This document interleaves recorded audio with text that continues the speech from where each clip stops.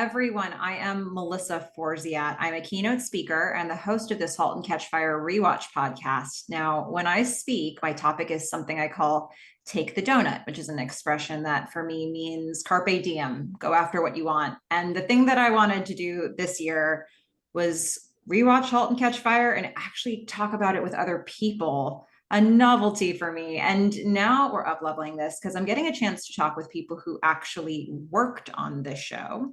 And before I introduce my guest for today, a quick housekeeping item.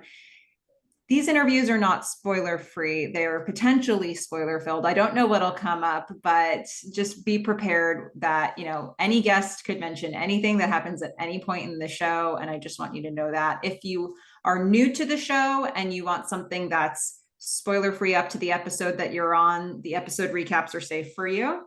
And that is your last warning. And now I am happy to introduce my guest for today, who is Victoria Donchess, who is a stand-in for both Morgan Hinkleman and Alana Cavanaugh in how much of the show? All the whole run of the show that they were in. That they were in, yes. Mm-hmm. Yeah. And mainly Alana, but Morgan she's like our family. So we just like switch back and forth sometimes. It's one of those things. It's like if the stand-in wasn't there, they'd just be like, Vic, can you just do this? And I'm like, sure. So awesome. Well, I'm really excited to hear about this role because I don't know a ton about the job of a stand-in. I know a little bit because I had a chance to talk with Mary Griffin, but I think it's really interesting to think about, there's a nuance to the fact that you were standing in for two different child actors and everything that goes into that. So I think before we get into the details of it, tell us more about your background. So I've been in the healthcare field most of my life, but my mom had me acting like when I was 2. So I've been in drama and all of the plays and all of that stuff since I was like 2 years old. When I got into the neurology field and then the business kind of slowed down a little bit. And so then I just sent all of my stuff out to all of the casting people here and started to like talk to people, and they're like, wait, we know you're an actor, but why aren't you standing in and doubling and doing stunts for kids? And I'm like, I've never even thought of that. So they're like, okay, you're gonna stand in tomorrow. And I was like, I didn't really know what everything entailed. It's kind of like fake it until you make it kind of thing, you just always say, sure, you can do that, and then you figure it out. So I did that, and then the next day they're like, you're photo doubling tomorrow, and I'm like, okay. And just one thing led to another, and so it's pretty cool though to do this for children because I literally get to do the scenes with the actors a lot of the times because kids have only a certain amount of hours that they can be on set. And then they have to go to school as well during the day. They have to do like 20-minute school sessions and stuff. So during that time, what they'll do is, they'll have already gotten the coverage of the kids like face on, and then I'll step into the role and I have to know like exactly what they were doing, where they were standing, and I have to know their lines and everything in order for them to shoot the adults so the adults know when to deliver their lines and stuff. So I'm not always doubling, but like I do a lot of the first team is like the main actors and second team would be stand-ins. So I normally do first team rehearsals even though I'm a second team member. That sounds like it's different than what would happen for other stand-ins. For an adult. Yes, for an adult. Yeah, it's sometimes the adults do like run lines during rehearsals if their person isn't out of hair and makeup or something like that. But I would say about 90% of the time I'm doing like first team rehearsals and then also filming throughout the day doing off camera. It's called off camera dialogue. When you're just like either sitting there or like you're doing all the blocking and everything with the actors while we're filming. So It's pretty fun. It's fun. It sounds it. And so many follow-up questions came for me from that. But I guess first, okay, so it sounds like things sort of snowballed for you in the early Yeah. days when you started doing this work. How did you get connected to this show? Um, through one of the casting companies here. It was kind of a fluke and kind of fate that it just so happened that like William and Morgan and I all got to be together. Like, and the funny thing is like we didn't even, I think we went a whole season, maybe half of the first season before like we realized that we were connected like with Morgan, like because her grandmother and grandfather had brought her down to film because her mom was doing something, I don't remember. And we were in the car and I said something about Allentown, Pennsylvania, and her grandmother was like, "Wait, that's where we're from." And I'm like, and they're like, "What's your last name?" And I'm like, blah blah blah. And they're like, what, it was like crazy like how we were actually connected and everything. And so it was just fate. It was crazy. And then Morgan is my mini me, I call her. And so it's funny, we have pictures and like she would always copy everything I did, and she's just my little mini me still. Oh And my she's tiny, gosh. like she's so tiny like me still. Like, so it's just funny. And Oh wow. actually, we're going to visit them in a few weeks. Oh, that's so nice to hear. And you Oh, name dropped William as well, who oh I yeah. know who that is, but Oh yeah, who is sorry. that?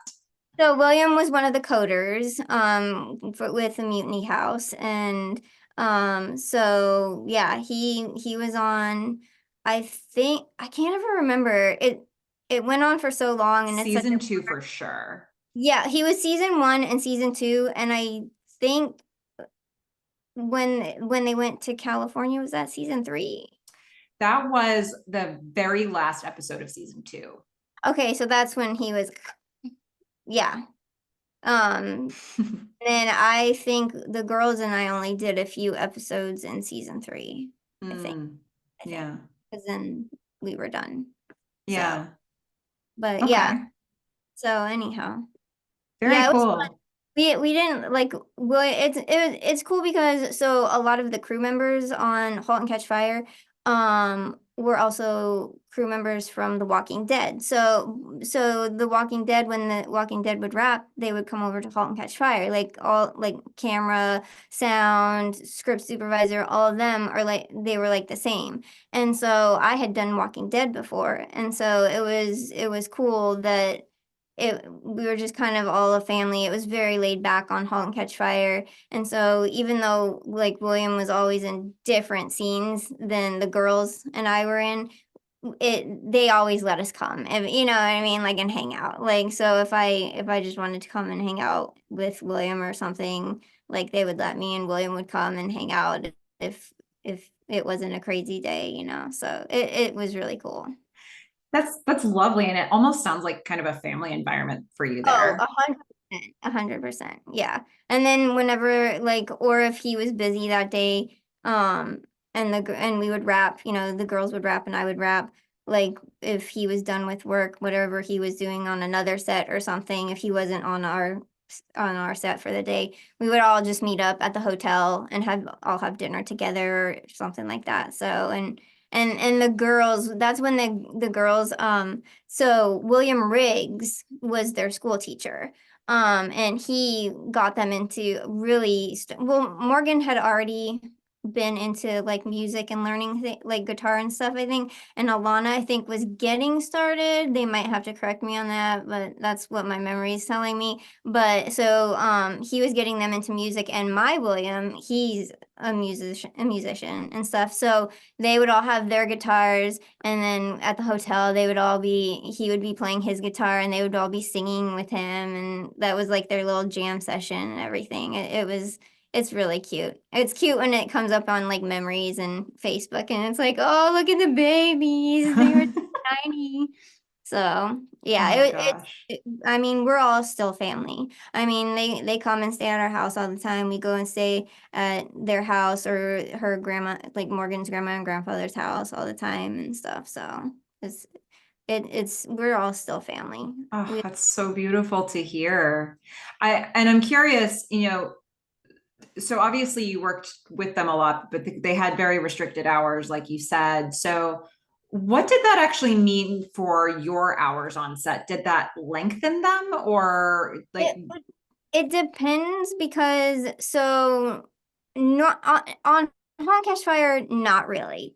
Because they were really good about just like let's shoot the girls and get them out because they're so young, and once that was done they would move on to a different scene where the girls weren't involved, so they didn't need me.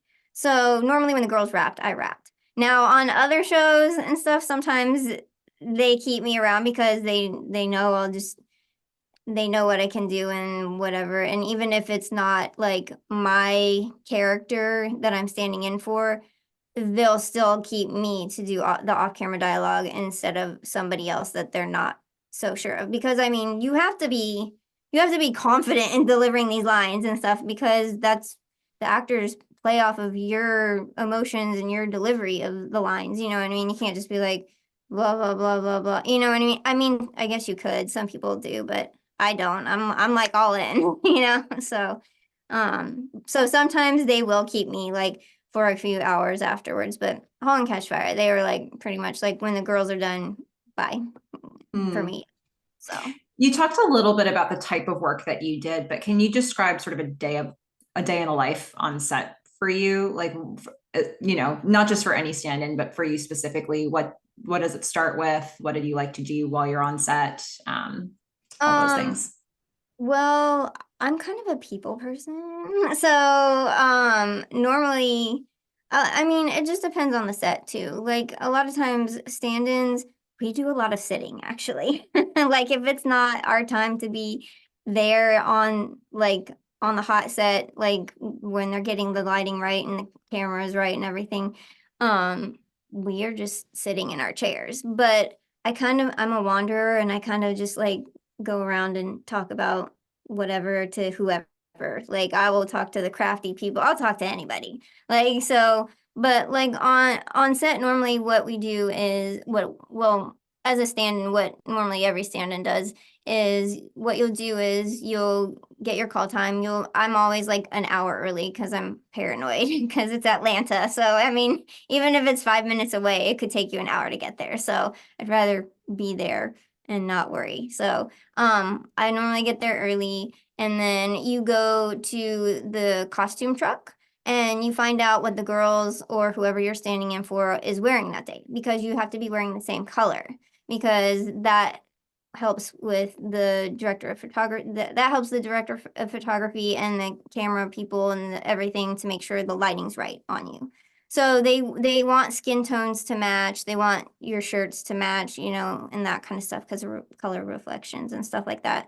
So you'll go to the costume truck and you'll be like, "Hey, what's you know Morgan wearing today or Alana wearing today?" And then if you don't have the color, they'll give you the color. But like if you're like a professional stand-in, then you have a bag that you just carry with you and it has like every single color imaginable with you so that you don't have to borrow anything because then you would have to return it at the end of the day. And once you're wrapped, you just want to get out, you know? So you get your color cover, then you just get breakfast or whatever, and then you just head to set, you'll get your sides, which are the, you know, the scenes and all the lines that you're going to be doing for the day.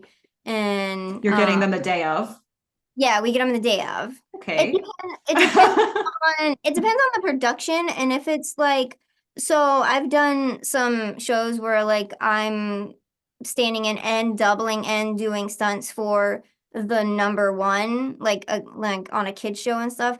I'll get it the night before and learn it the night before. I've had movies where it's so important that like they'll give me a dialect coach actually, because they want to make sure that I'm going to say the lines in the same cadence and all of that kind of stuff as the kid would, and so that the kid delivers the lines the way that they would and not how I would as an actor. So that's intense stuff. Like I've done it before and it's pretty nerve-wracking, like that part. But yeah, no, normally we get them the day of, like just like 20 minutes before you start working. And I mean, once you do that every day though, it's really not hard to learn them. And most kids, like some of them, they don't have a lot of lines, you know what I mean? So it's not hard. I mean, I've been on shows that it's like tongue twisting dialogue though, and pages, and that those are the ones that they'll give me before, like the day before or something. But yeah, so you get your sides and you learn your lines, and then you just wait until your scene is up, and if they need you for rehearsal, then you go, and if not, then you just wait until they need you to stand there and get the lighting right and move around and do whatever they need you to do. So it's pretty fun, honestly. And like I said, like I feel like doing kid stand-in stuff is way more fun than adult. And I don't feel that. I know that because I did a movie for an adult for the first time. I've been doing this for 11 years. And we wrapped a movie last when was it? May? No, it was the end of June. It was the last week of June of 2023. And that was the very first time that I've stood in for an adult in 11 years. But this adult was very tiny. And it was boring because, like, I didn't need to be there for first team rehearsals because she's an adult. She did her own rehearsals, you know what I mean? She didn't have to go to school, you know what I mean? And I mean, I had a fun time on set, you know what I mean? But, like, for my job part of it, it was just kind of boring because it was like I'm used to like being in there needing to know the lines and all that stuff. So, but it's still fun. I would still rather be doing that than anything else. So, It's amazing. Well, so that's really paints a picture for me of a role that I wouldn't have known a lot about. And so that describes like the work of a stand-in, but is there anything unique about this set that you worked on with Halt and Catch Fire compared to other sets that you've been on that particularly sticks out to you when you think about the experience? there's a lot of places to sleep on that set. So if you're tired, and the girls would be sleeping in a lot of scenes. So I'm telling you, there are times that like I'd be standing in, well, or laying down in a bed or on the sofa. I would be out, like knocked out for real, for real. Like they're just like, okay, like Alana's like on the sofa sleeping, you know, and I'm like, done. And so I just would lay down and I would just fall asleep. So that was kind of nice because it wasn't stressful, you know what I mean? Now It's that just you mentioned it, there are a lot of sleeping yes. scenes. I think that show is probably the I'm trying to think. The only other I don't know if you want me like saying other shows on this, but Sure. okay, so on Hill House, because I stood in for pretty much every kid on Hill House. There was a lot of sleeping on The Haunting of Hill House too. So but I don't think as much as Halt and Catch Fire. I feel like Halt and Catch Fire, the girls were just like constantly sleeping if it was in the car, on the sofa, in the bed. So it was really easy and just chill. So it was fun. Nice. But Well, so okay, was there a process? Was there any sort of a process between you and Morgan and Alana in terms of like transferring knowledge? Because there are times when you have to be standing in for them, or maybe they're doing something and you have to repeat it. So how did you like, was there some sort of a shorthand that you had with that? so with kids, I am just super overprotective with any kid that I work with. Just because. I mean, like there is so much going on. You have like 50 people around you all at once. People are moving things, people are moving, you know, big heavy things and pointy things, and um I'm just like super protective of every kid I stand in for. It probably annoys their parents sometimes because I'm like so paranoid. Like I'm like I don't want the kids to get hurt. But so yeah, so what I a lot of times like even to the point of like if a floor is uneven and they're walking across the kitchen, I'll if once the kid steps in, I'll be like, "Hey, right there, like there's a dip in the floor or like whatever, don't trip." Or something like that. You know what I mean? Or watch your head when you get up from here cuz you're going to knock your head. If you know, things like that. And if they change something, like if we move a mark or something, like while we're setting up, if something doesn't quite work well and they're like, okay, we're gonna move your mark here, then I would tell, Alana or I really didn't stand in for Morgan a lot. It was just I mean, yeah, it was a few times, but it mainly Alana. But it's so confusing because they're always together. So but yeah, if they would move a mark or something, then I would tell Alana like, hey, we switched it. Now you're gonna be starting over here and coming into the room instead of, starting in the room or whatever, But yeah, it depends also on like the director.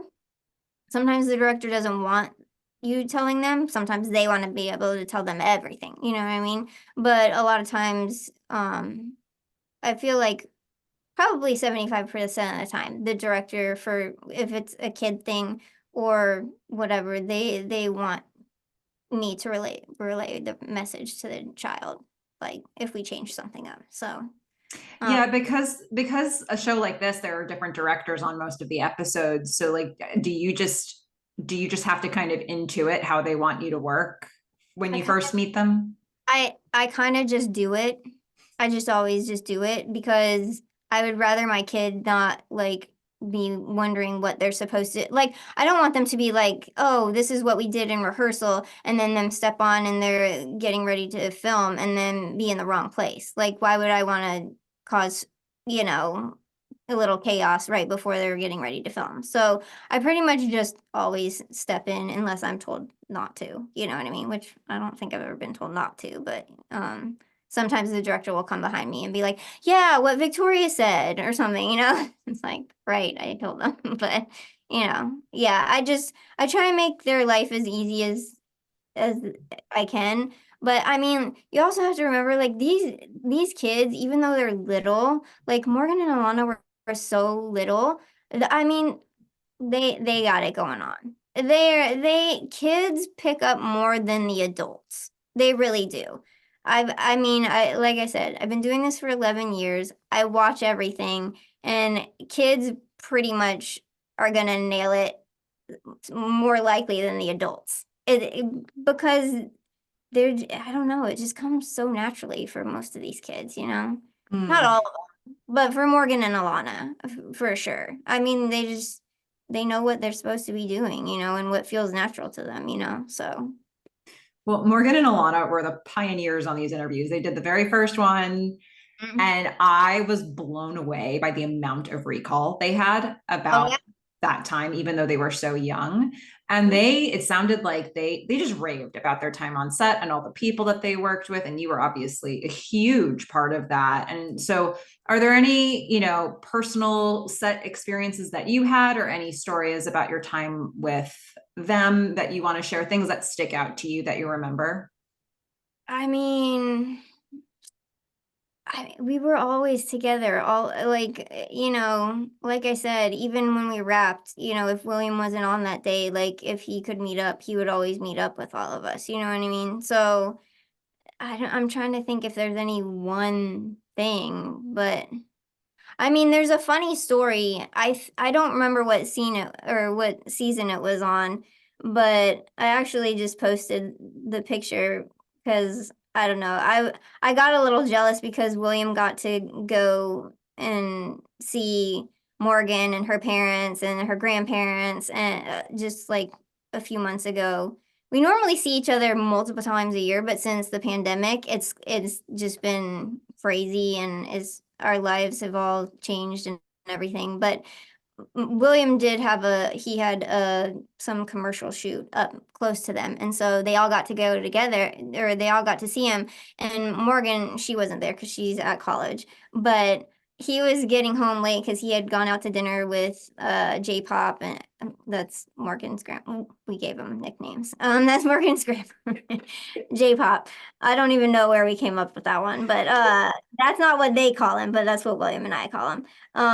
But and then Morgan's siblings and her mom and her dad. And then he left so late. He wasn't gonna get home until already like 1 in the morning. And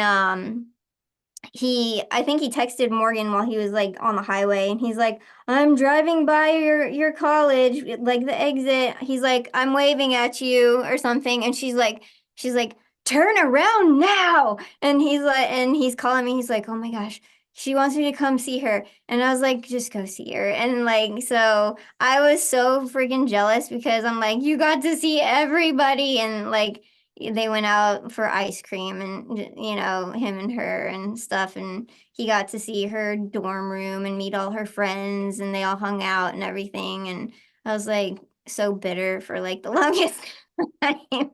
But all that to say is I was feeling very like left out, so I'm like looking through all the pictures of all the girls, and I'm like, oh, this is when this happened. But so Morgan's youngest sister, one time, I don't even know what happened, but um I think one of her siblings was on another set, and William wasn't on our set that day.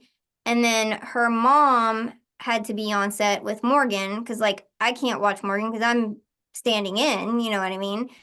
So but nobody could watch her little sister. And so we're like, William, it's all you, because he could take her with him to his gig that day, but we couldn't. And so it was funny because we like Morgan's mom and I got this text at the same time, and it's her little sister sitting with gaff tape across her chest. Do you know what gaff tape is? Mhm. Okay. Okay. So he put gaff tape across her chest, and it said return to William Sims and his phone number, like if lost. And I was like, oh my God. Oh my God.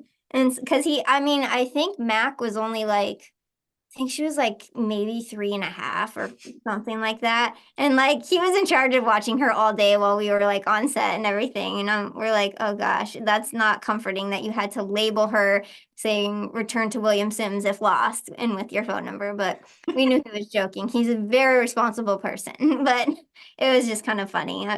That's probably one of my favorite photos of Morgan's little sister. Well, actually, I have a few. There was a red carpet event, and she was in love with William, and she thought she was gonna marry him and Justin Bieber. And we're like, you can't marry two people. She's like, they won't know. We're like, oh, she's a trip. She's a trip. You're like, no, he's mine. I was like, no, it's fine. I can share. Those girls, like I'm used to having to share. Like they always, I'm like, when he's around, they always want his attention. And I'm like, what about me? Where's but Morgan, she's always my girl too. So, but Oh. yeah, we had so many funny, good times, and we still do. I mean, I talk to her mom like sometimes multiple times a week and stuff. It's hard with Morgan at college. Like, I don't ever want to bother her and everything, but I mean, we still text and stuff and FaceTime, but This is all so nice to hear because I think, I don't know if every child actor has like yeah. equally great experiences on sets. And so to know that there are adults on a set, and you were on set for Morgan and Alana, prepared to make it a comfortable experience for them and give them some joy on set, that means a lot as somebody thinking about what the experience was filming for this show. Yeah, I mean, I just want everybody to have good experiences on set, So I don't know. I just I don't know. I love everybody. I try to at least. Well, speaking of which, I did want to ask one other question. Just, you obviously worked with people in a lot of different departments on set. So are there any people that you worked with that you want to shout out, maybe people in front of or behind the camera, who you felt like did a really great job and maybe are kind of unsung? Um, I'll tell you that Amy Lacey, our script supervisor, she is one of my favorite people.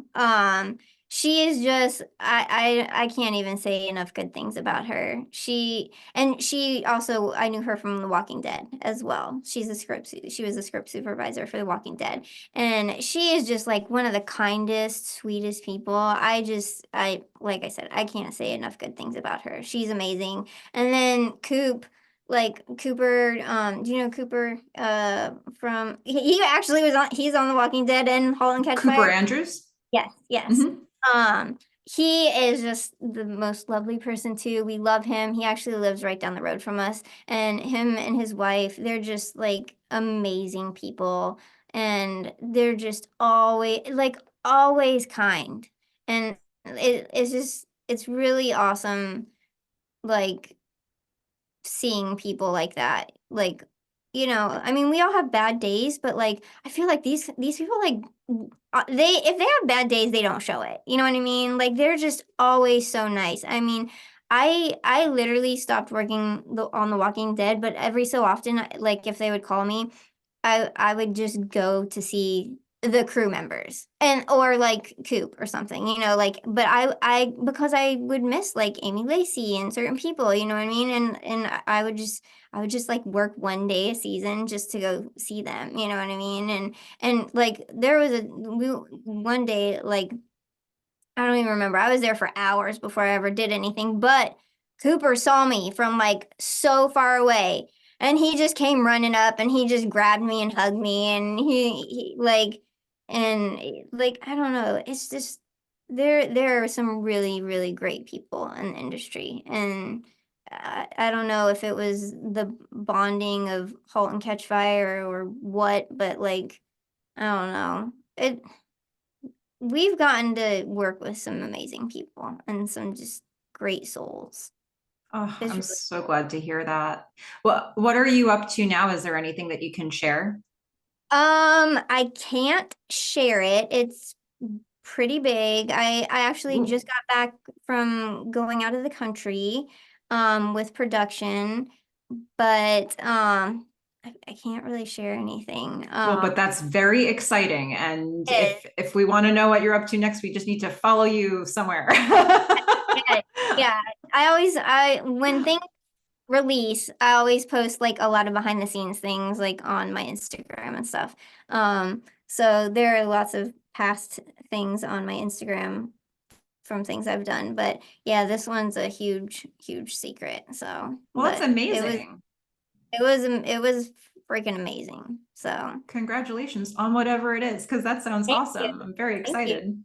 Yeah, Are yeah. there any last things that you want to share that come to mind about your Halt and Catch Fire experience that I didn't ask questions about?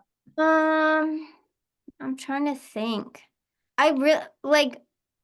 I hate to say it, but like so like I watched the show, but like my memories of actual the actual people are stronger just because of the bonds. You know what I mean? And like those moments off camera and the moments when you're just sitting around waiting to work and stuff. Like those are those memories trump like what we were actually doing. You know what I mean? I know that sounds bad because Halt and Catch Fire is like a freaking great show. Like, but I don't know.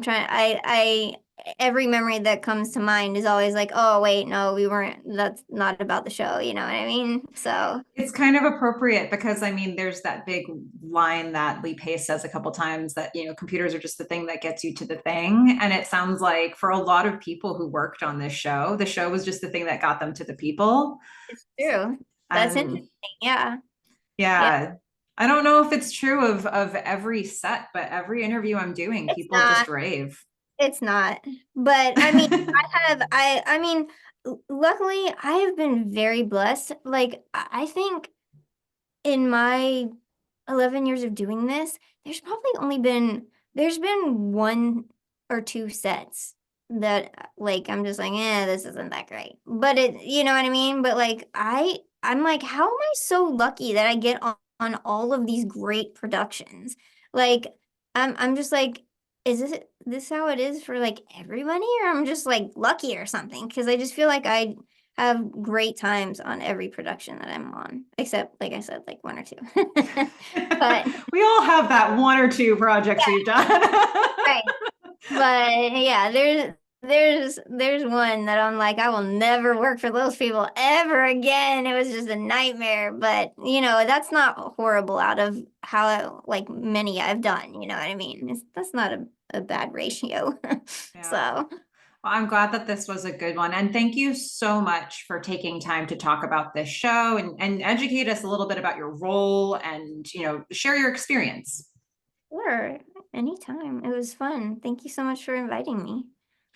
Okay, well, everybody, you know what to do. Go out there and watch Halt and Catch Fire. Bye, everyone. Bye.